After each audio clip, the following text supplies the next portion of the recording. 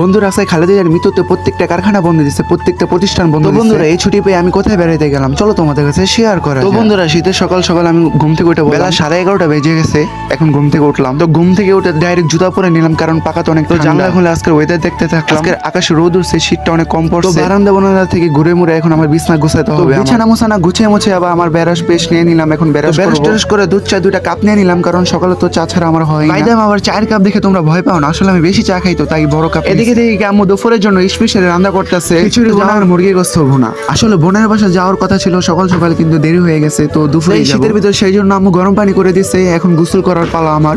তো finally guys গোসল মোসল করে ভিজা লুঙ্গি নিয়ে বারান্দায় এসে শীতে আমার পশম দাঁড়ায় গেছে। আমার স্কিন কেয়ার আর পালা, আসলে আমি স্কিন কেয়ার কিছুই করি না। অলিভ তেল ব্যবহার করে একটা ক্রিম যেটা মুখে মারি, আর একটা রসুন দিদা শৈলে। তো ফার্স্টে ক্রিমটা নিয়ে হাতে সুন্দর করে মিক্স করে মুখে মাখিয়ে নিলাম। তো বন্ধুরা ভিডিওটা এই পর্যন্ত, এখান থেকে বিদায় নিতেছি। এই ভিডিওর পার্ট 2 আসছে। সবাই চ্যানেলটাকে সাবস্ক্রাইব করে দাও, পেজে ফলো করে দাও। আল্লাহ হাফেজ।